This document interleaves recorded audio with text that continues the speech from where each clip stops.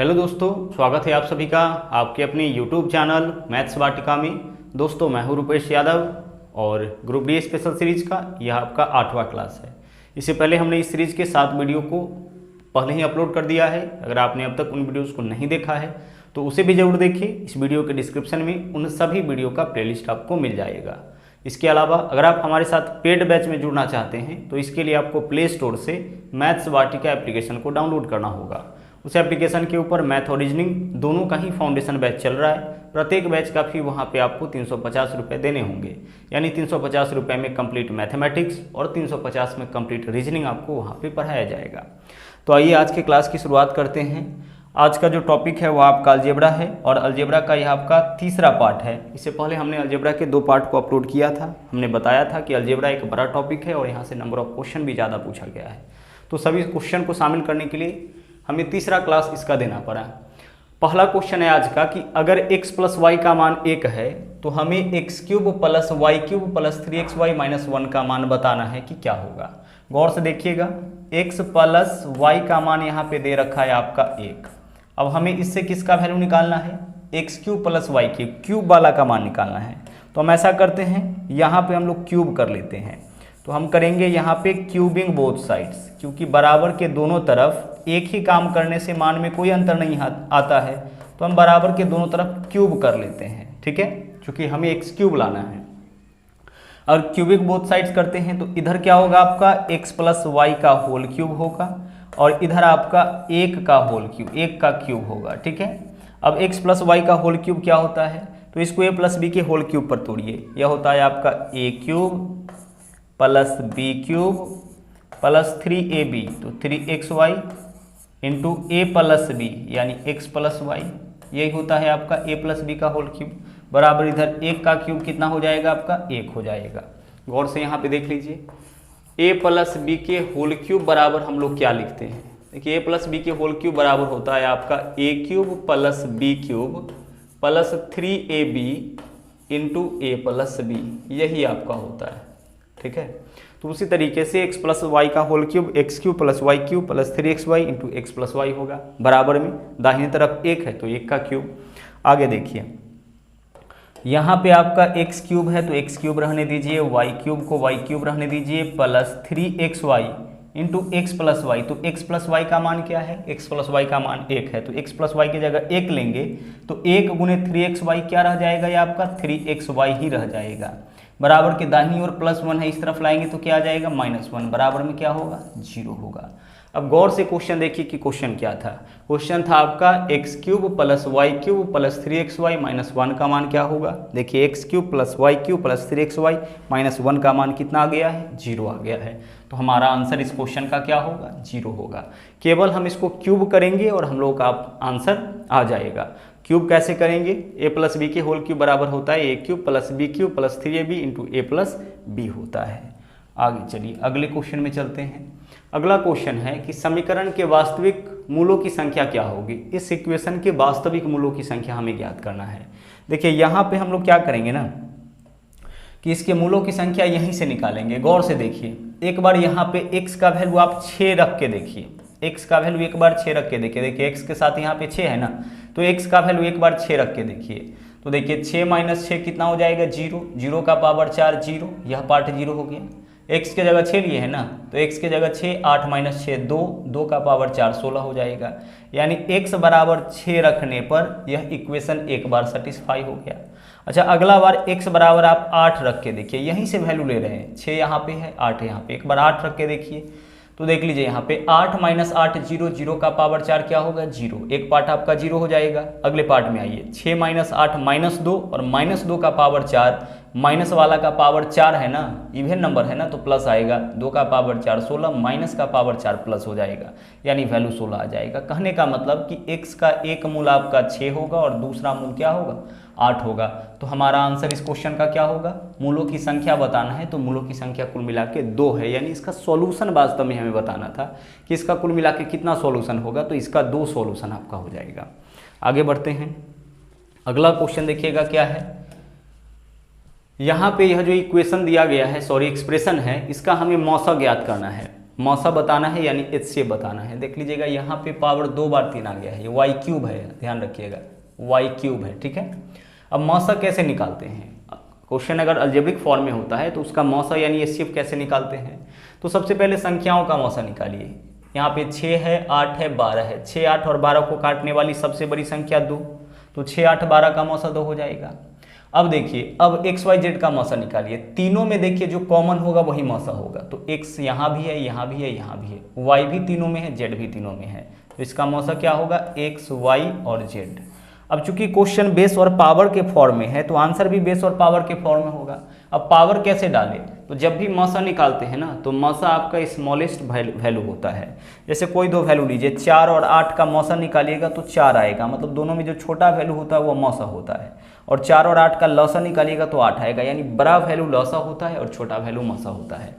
तो यहाँ पे हम लोग मौसा निकाले हैं तो मौसा छोटा वैल्यू होता है, तो पावर भी इसका छोटा रहेगा। तो पूरे में देखिए कि x का सबसे कम पावर किसका है, यहाँ कुछ नहीं है, मतलब पावर 1, तो पूरे में सबसे कम पावर x का यहाँ पे है, जितना पावर है यहाँ भी x का वही लेंगे।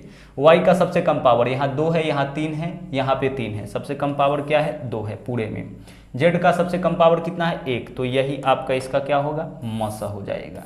मौसा निकालने के लिए हमें क्या करना है, मौसा निकालने के लिए हमें क्या करना है कि सबसे पहले संख्याओं का मौसा निकालेंगे, उसके बाद जो सभी ग्रुप में कॉमन होगा वो आपका मौसा होगा। साथ में पावर कैसे डालना है, तो पावर हमेशा मिनिमम पावर आपको मौसा में डालना है और लौसा में मैक्सिमम पावर डालना है। हालांकि इन चीज़ों को हम लोग लौसा और मौसा जो LCM और HCF टॉपिक है वहाँ पर डिटेल में देखेंगे। आगे चलिए, अगला क्वेश्चन देखिए, हमें बताना है इसका मान क्या होगा। देखिए, रूट के भीतर अगर कोई एक ही संख्या बार बार लगातार आए तो हम क्या करते हैं, इसको बाहर निकाल के एक बार लिखते हैं और यही हम लोगों का आंसर हो जाता है। तो आंसर क्या हो जाएगा इस क्वेश्चन का, 2 हो जाएगा। पुनः समझिएगा, रूट के भीतर कोई एक ही संख्या बार बार लगातार आए और उसके बीच में गुना का चिन्ह हो तो इसको केवल बाहर निकाल के एक बार लिखिए, यही आपका आंसर हो जाएगा। घातांक और करनी में हम लोग को डिटेल में इन चीज़ों को पढ़ना है। यहाँ रूट के भीतर में कौन आया है, 2 आया है, जो भी संख्या अंदर में मिलेगा केवल उसको बाहर निकाल के एक बार लिख लीजिए, वही आंसर।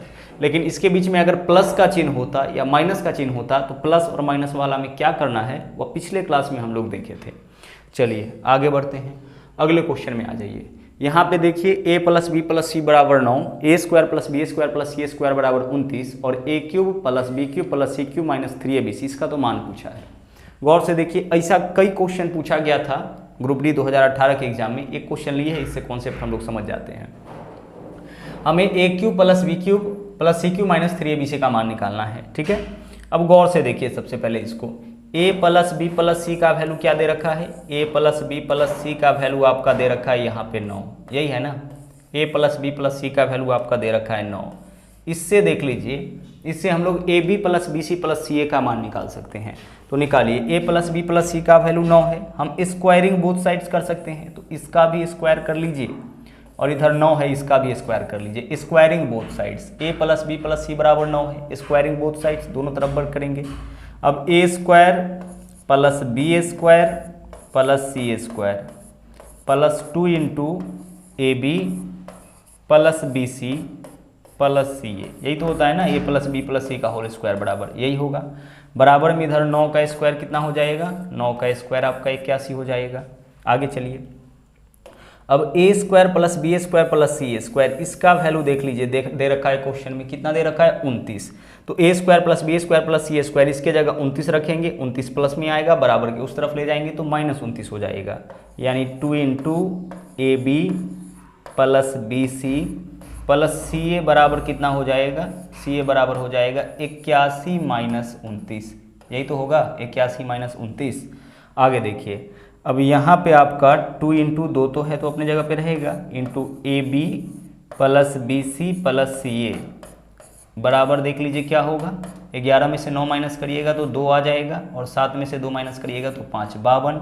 2 × ab + bc + ca का मान 52 है, तो 2 इधर गुना में इधर आएगा तो भाग में 2 से काटेंगे, इसको कितना हो जाएगा, 26, यानी ab + bc + ca का वैल्यू आपका आ गया है 26।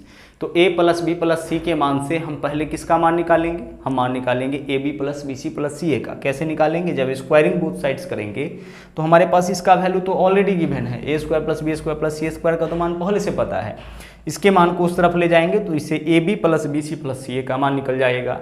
अब हमें मान निकालना इस क्वेश्चन में A cube plus B cube plus C cube minus 3abc का। देखिए A cube plus B cube plus C cube minus 3abc बराबर क्या होता है, यह होता है आपका a plus B plus C, ठीक है, यह होता है आपका a plus B plus C into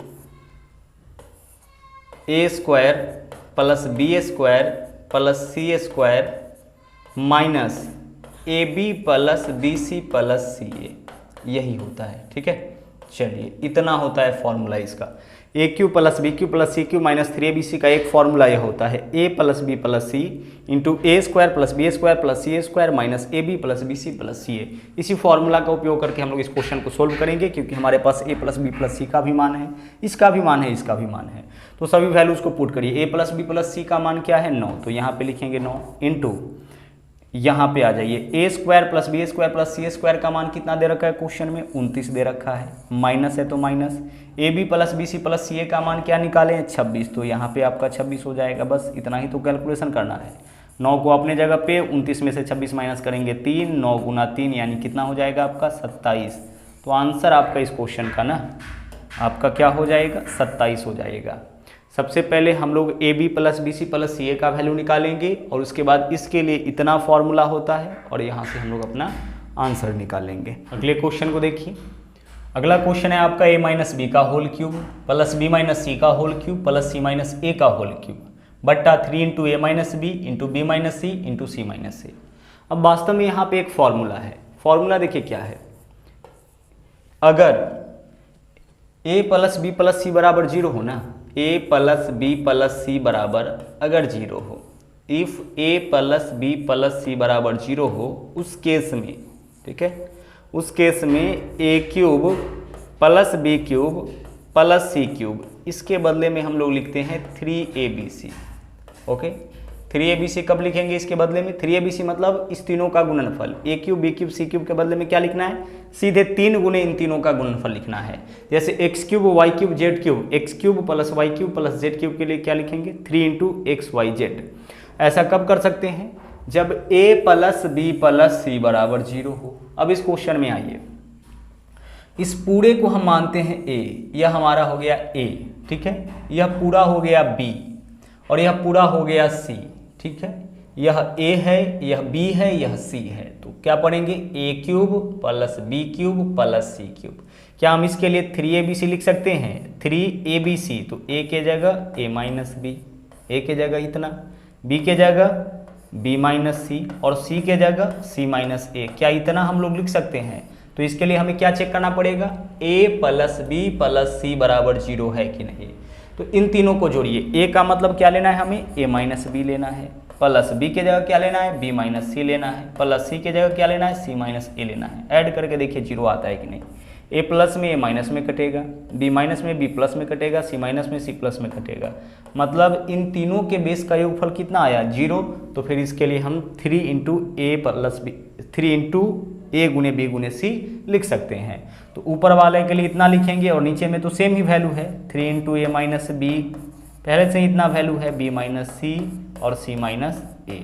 ठीक है, चलिए अब ऊपर नीचे वाले को आप कैंसिल करिए, ऊपर नीचे सेम है, कैंसिल हो जाएगा 1 टाइम्स। आंसर हमारा इस क्वेश्चन का क्या होगा, आपका आंसर इस क्वेश्चन का आपका 1 हो जाएगा। आगे बढ़िए अगले क्वेश्चन में। यहाँ पे देखिए, यहाँ एक इक्वेशन दिया गया है और इस समीकरण के समाधानों की संख्या पूछा है, यानी इसका नंबर ऑफ सॉल्यूशन क्या होगा, हलों की संख्या क्या होगा। तो इसको हलों की संख्या 2 हो जाएगा। कोई भी जो क्वाड्रेटिक इक्वेशन होता है, द्विघात समीकरण होता है, उसके हलों का संख्या 2 होता है। द्विघात समीकरण किसको बोलते हैं, जो equation X square plus B X plus C के फॉर्म में होता है, प्लस एक्स बराबर 0 के फॉर्म में होता है, वह आपका द्विघात समीकरण कहलाता है। और कोई भी जो क्वाड्रेटिक इक्वेशन है उसके हलों का संख्या कितना होता है, 2 होता है। अब आप बोलोगे कि सर यह तो इस फॉर्म में नहीं है, तो आइए इसको इस फॉर्म में लाते हैं। ठीक है, यहाँ पे देखिए क्या है वैल्यू आपका, यहाँ पे वैल्यू है आपका x का पावर, इसको हम ऐसे लिख सकते हैं ना, x का पावर क्या है आपका 2/3 प्लस x का पावर इधर क्या है 1/3 बराबर, बराबर किस तरफ -2 इधर लाएंगे तो क्या होगा +2 हो जाएगा। अच्छा बट्टा वाला 3 हटाना है तो हमें क्या करना पड़ेगा, क्यूबिंग करना पड़ेगा। तो नाउ क्यूबिंग बोथ साइड्स, दोनों तरफ हमें क्या करना है, घन करना है। तो दोनों तरफ आप घन करिए। इस तरफ क्या है आपका वैल्यू, इस तरफ वैल्यू है आपका x का पावर, इस तरफ आपका वैल्यू है, हाँ जी, x का पावर कितना है 2/3 और प्लस x का पावर 1/3, यही तो है ना बाएं तरफ वैल्यू। तो एक बार हम करेंगे इसका होल क्यूब और एक बार हम करेंगे इसके बाद वाले का क्यूब, एक बार LHS का और एक बार RHS का, यही तो करना है। क्यूबिंग बोथ साइड्स करना है, दोनों तरफ घन करना है। अब फॉर्मूला अभी जस्ट देखे थे आप कि a प्लस बी के होल क्यूब बराबर क्या होता है, a प्लस बी का होल क्यूब बराबर होता है आपका a cube plus B cube plus 3ab into a plus b, यही तो होता है। तो आप इसको तोड़ लीजिए इसी फॉर्मूला के ऊपर। इस बार a के जगह आपका क्या है, x का पावर 2/3, तो a का मान है x का पावर 2/3, तो a क्यूब मतलब इसका क्यूब हो जाएगा, प्लस b क्यूब, तो b के जगह है x का पावर 1/3, इसका क्यूब कर लीजिए, b क्यूब हो गया, ठीक है, प्लस 3ab, तो 3 गुने a के जगह x का पावर 2/3 इंटू b के जगह x का power 1/3 into a plus b, तो a के जगह x का पावर 2/3 प्लस b के जगह x का पावर 1/3, यही तो होगा। चलिए यह हो गया बाएं तरफ वाला का, बराबर इधर 2 का क्यूब कितना होगा 8। देखिए हम कुछ नहीं किए हैं, इस फॉर्मूला के ऊपर चीज़ों को लेकर के आए हैं। इसमें a क्यूब, तो जहाँ a है वहाँ पे हम इसको डाले हैं और जहाँ b है वहाँ पे इसको डाले हैं। तो a क्यूब तो इसका क्यूब प्लस b क्यूब तो इसका क्यूब प्लस 3ab, तो 3 गुने a के जगह इतना b के जगह इतना इंटू a प्लस b, तो a के जगह इतना b के जगह इतना, बस पुट कर दिए। अब चलिए घातांक और कड़ी में एक फॉर्मूला हम लोग को पढ़ना है कि पावर के ऊपर पावर रहे और ब्रैकेट लगा रहे तो पावर का आपस में गुना। तो 2/3 से 3 में गुना करेंगे तो इससे यह कैंसिल होगा, इससे यह कैंसिल होगा। यहाँ पे देख लीजिए क्या पावर बचा, यहाँ पे बचा आपका x², क्या बचा है x² प्लस इधर x का पावर 1 यानी कि x बचा है, प्लस यहाँ ये दोनों का देखिए बेस सेम है और गुना में है तो पावर जुटेगा। तो x के पावर 2/3 में 1/3 जोड़ेंगे तो x का पावर 3/3 यानी 1 आएगा। तो x का पावर 1 यानी x, तो यह आपका 3x हो गया। देख लीजिए इस दोनों का बेस सेम है ना, गुना में है तो पावर जुटेगा। तो x का पावर 2/3 में किसको जोड़ेंगे, 1/3 को जोड़ेंगे तो यह कितना हो जाएगा 3/3 होगा। तो 3/3 मतलब 1 और x का पावर 1 यानी कि x रह जाएगा, इंटू इसका वैल्यू देख लीजिए क्या होगा, इंटू इसका वैल्यू क्या है पहले से, इसका वैल्यू पहले से 2 है तो गुना 2 बराबर इधर 8 है तो 8, इसका वैल्यू तो पहले से 2 ही है ना। देख लीजिए अब सोल्व करिए इसको, 3 दूना कितना हो जाएगा 6x प्लस x, ये आपका 6x है प्लस x 7x, तो कुल मिला के आपका x² प्लस 7x, आगे देखिए यह 7x बराबर के दाहिनी ओर प्लस 8 है, इधर लाएंगे तो -8 बराबर कितना हो जाएगा 0 हो जाएगा। अब आप इसको सोल्व करिएगा तो x का 2 मान आ जाएगा, क्योंकि क्वाड्रेटिक इक्वेशन को सोल्व करने पर 2 मान आता है। तो हमें यही बताना था कि इसके हलों की संख्या, समाधानों की संख्या क्या होगा 2 होगा। तो ऐसा क्वेश्चन जब भी आपको मिले ना और आपसे समाधानों की संख्या पूछे, हलों की संख्या पूछे, तो इस तरह से आपको सॉल्यूशन में नहीं जाना है, सीधे आपको अपना आंसर 2 चुन लेना है। आगे बढ़िए, यहाँ पे देखिए एक द्विघात समीकरण के 2 मूल है, एक मूल है x बराबर 1/11 और दूसरा है x बराबर -1/9। अच्छा यहाँ पे देखिए x बराबर इतना है तो इसको हम क्या लिख सकते हैं 11x बराबर 1, और अब हम इसको क्या लिख सकते हैं 11x - 1 बराबर 0। चलिए एक पार्ट तो हमें पता चल गया है 11x - 1 बराबर 0। उसी तरह से यहाँ पे देखिए इसको सोल्व करिए, क्रॉस मल्टीप्लिकेशन करिए, 9x बराबर क्या होगा -1, तो 9x बराबर के दाहिनी ओर -1 है प्लस आएगा, इधर आएगा तो +1, 9x + 1 बराबर क्या हो जाएगा 0।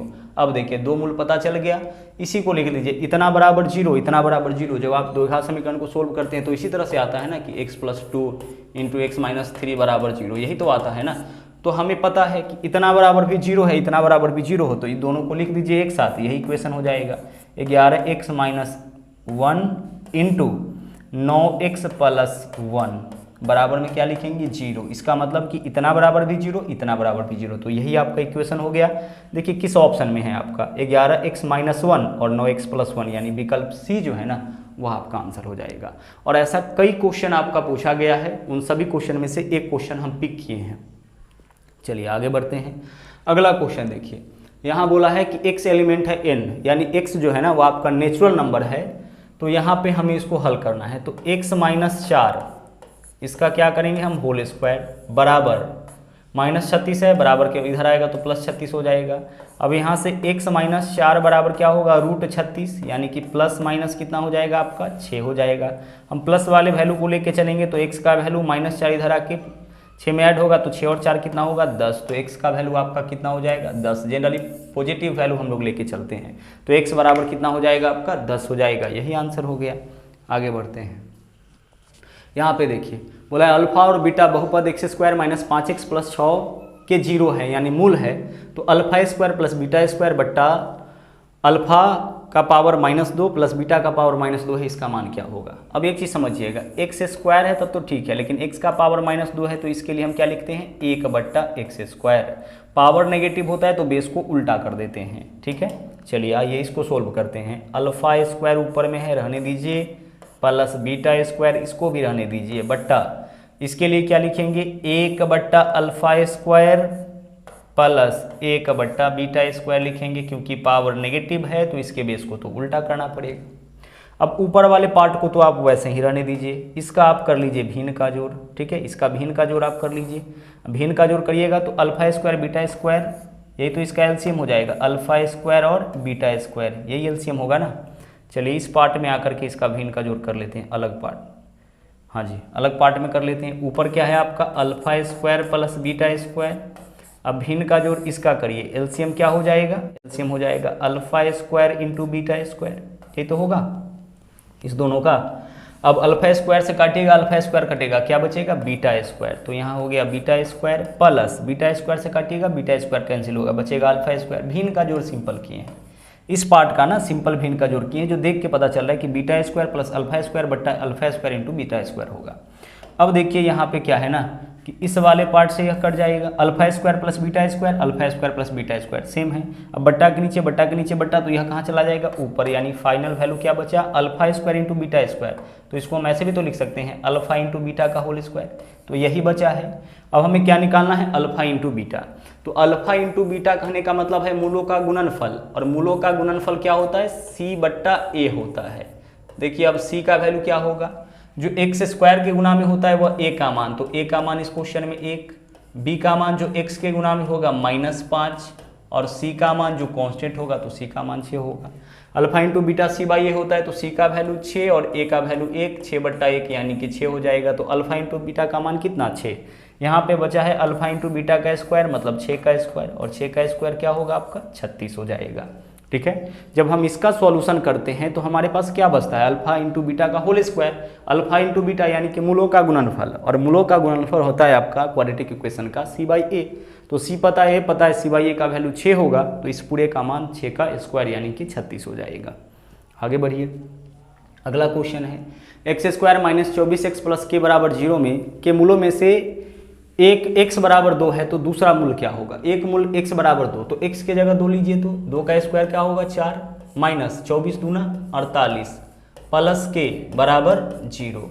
अब 4 माइनस 48 कितना -44, तो k बराबर इधर -44 से इधर आएगा तो 44, तो k का एक वैल्यू क्या आ गया 44। x का एक मूल, देखिए इसमें x का एक मान पता है, उसको इसमें डालेंगे तो यहाँ से k का मान निकल जाएगा। अब इक्वेशन हमारा क्या बनेगा, x² - 24x प्लस k की जगह क्या लिखेंगे 44 बराबर 0। इक्वेशन तो बन गया, k का मान x के जगह x का मान डाले तो k का मान निकल गया, k का मान निकल गया तो इक्वेशन हमें पता चल गया। अब इस इक्वेशन को आप सोल्व करिए। देखिए दो ऐसा संख्या चुनना है जिसको गुना करने पर 44 जोड़ने पर 22, तो x² - 2x - 22x, ठीक है। 22 और 2 44 हो जाएगा, दोनों माइनस में तो जोड़ेंगे, प्लस 44 है तो 44 बराबर 0। अब इस दोनों में से x कॉमन लीजिए, तो यहाँ क्या बचेगा x बचेगा और इधर क्या बचेगा 2। इधर दोनों में से 22 -22 कॉमन लीजिए, तो इधर x बचेगा और माइनस कॉमन ले चुके हैं तो यहाँ माइनस बचेगा 2 बराबर 0। क्वाड्रेटिक इक्वेशन में से 2 में से एक ही लिखते हैं, तो एक तो आपका x - 2 हो जाएगा, इंटू दूसरा क्या होगा आपका x - 22, इस दोनों के बराबर में 0। अब देखिए x - 2 बराबर 0 करेंगे, दोनों के बराबर में 0 कर सकते हैं, तो x - 2 बराबर 0 करेंगे तो x का मान 2 आएगा। और जब इतना बराबर 0 करेंगे तो x का मान क्या आ जाएगा आपका 22 आ जाएगा, होगा x माइनस 22 बराबर 0, तो x का मान कितना 22, तो एक मूल तो 2 पता था, दूसरा क्या हो जाएगा 22, यानी कि विकल्प सी आपका आंसर हो जाएगा। k का वैल्यू इसमें पुट करेंगे तो x का मान आपका निकल जाएगा, है ना, सॉरी हाँ जी, k का मान पुट करेंगे तो x का दोनों मान निकल जाएगा। देखिए x का एक मान 2 होगा और एक मान, चिन्ह केवल इसका बदल देना है। हम x माइनस 22 बराबर 0 लिख सकते हैं ना, तो यहाँ से x का वैल्यू क्या आएगा 22 आएगा। इसको देख के पता चल रहा है x का एक वैल्यू 2, x का एक वैल्यू 22, तो एक तो पहले से पता था 2, दूसरा हमें बताना था, तो दूसरा वैल्यू इसका क्या होगा 22। ठीक है, तो यह था आपका अलजेब्रा का आखिरी क्वेश्चन। आज के लिए इतना ही, वापस मुलाकात होगी अगले दिन फिर से एक नए टॉपिक के साथ। थैंक यू, जय हिंद।